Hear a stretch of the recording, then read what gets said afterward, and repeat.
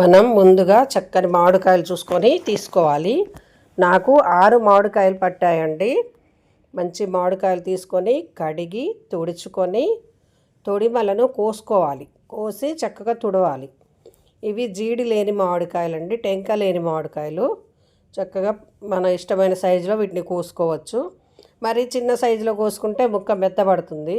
అందుకని కొంచెం చిన్న కాకుండా కొద్దిగా పెద్దగా కోసుకుంటేనే బాగుంటాయి, మెత్తబడకుండా ఉంటుంది. తర్వాత నాకు ఈ 6 మామిడికాయలకు ఒక 15 గ్లాసుల ముక్కలు అయ్యాయండి. ఈ 15 గ్లాసుల ముక్కల్ని చక్కగా ఒక గంట సేపు ఆరబెట్టినాక దానికి మనకి 3 గ్లాసుల నూనె పడుతుందండి. 3 గ్లాసుల నూనె ఏమైనా చిన్న టీ గ్లాస్తో తీసుకుంటే సరిపోతుంది.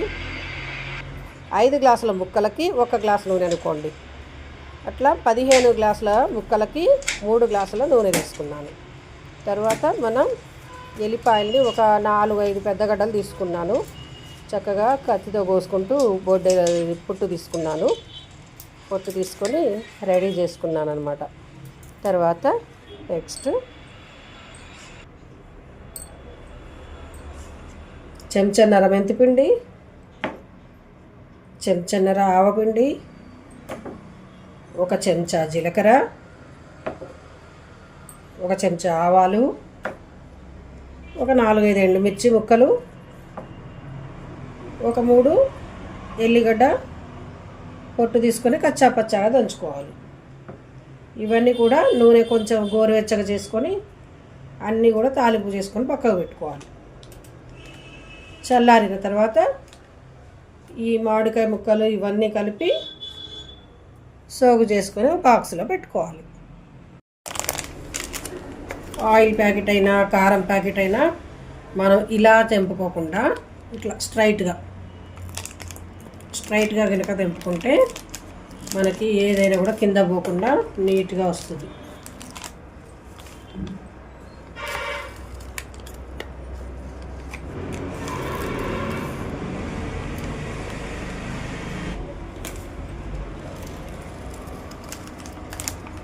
ఉప్పు 1 గ్లాసు అనమాట. ఉప్పు కొంచెం తక్కువ వేసుకోవడమే మంచిది. అవసరం అనుకుంటే మళ్ళీ తర్వాత చూసి మళ్ళీ పోసుకోవచ్చు. ఇటు చూసారా ఫ్రెండ్స్,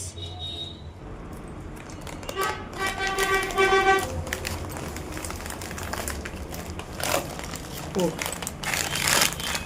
3 గ్లాసుల ఉప్పు, 3 గ్లాసుల కారం,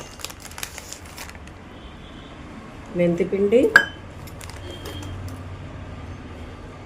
ఆవపిండి. ఇంతవరకు మనం ఇక్కడ రెడీగా ఉంచుకుందాం. మిగిలినవి మనం నూనెలో వేసుకుందాం. చక్కగా నూనె హీట్ అయిన తర్వాత ఆవాలు, జీలకర్ర,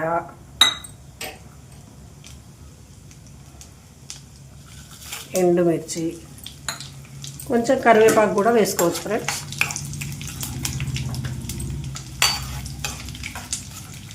వేసుకొని కొద్దిగా ఇలా అనుకొని పొయ్యి బంద్ చేసిన తర్వాత ఎల్లిపాయ ముక్కలు కూడా వేసుకోవాలి.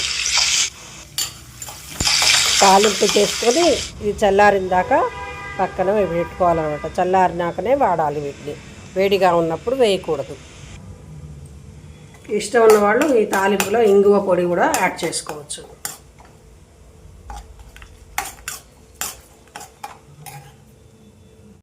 ఇది మనం ముందుగా తయారు చేసి పెట్టుకున్న ముక్కలు, మెంతిపిండి, ఆవపిండి, ఉప్పు, కారం వేసి పెట్టుకున్నాం కదండి, ఆ కారం అన్నమాట. ఈ కారంలో మనం కొన్ని ముక్కలు వేసుకుంటూ చక్కగా కలుపుకోవాలి. అన్ని ముక్కలకి ఉప్పు కారం కలిసే విధంగా మనం పక్కకు పెట్టుకోవాలన్నమాట. ఫస్ట్ ఏది నూనె వేయకముందు. తర్వాత మళ్ళీ ఇప్పుడు నూనె వేయాలని, నూనె వేసి అన్ని ముక్కలకి చక్కగా నూనె కలిసేటట్టుగా ఒక జాడీలోకి ఎత్తుకోవాలన్నమాట. ఇట్లా చేస్తే అన్ని ముక్కలకు కూడా ఉప్పు కారం చక్కగా పడుతుంది.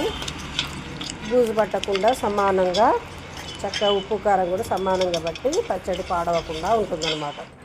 అందుకని ఇలా పెట్టాలి. మొత్తం కలుపుకున్న తర్వాత చక్కగా ఆ జాడీలోకి ఇలా ఒత్తాలి. ఇలా ఒత్తడం వల్ల మంచిగా పైన నూనె తేరుకుంటుంది అనమాట. ఈ నూనె కూడా పేరుకోకుండా ఉంటే ఇబ్బంది పడతాం కదా, అందుకని ఇలా చేయాలి. ఇది మనం కలిపెట్టుకున్న రెండవ రోజు మామిడికాయ కారం అనమాట. చక్కగా మూత తీసి చూస్తే చక్కగా నూనె అంతా తేరుకొని మంచిగా ఉందన్నమాట.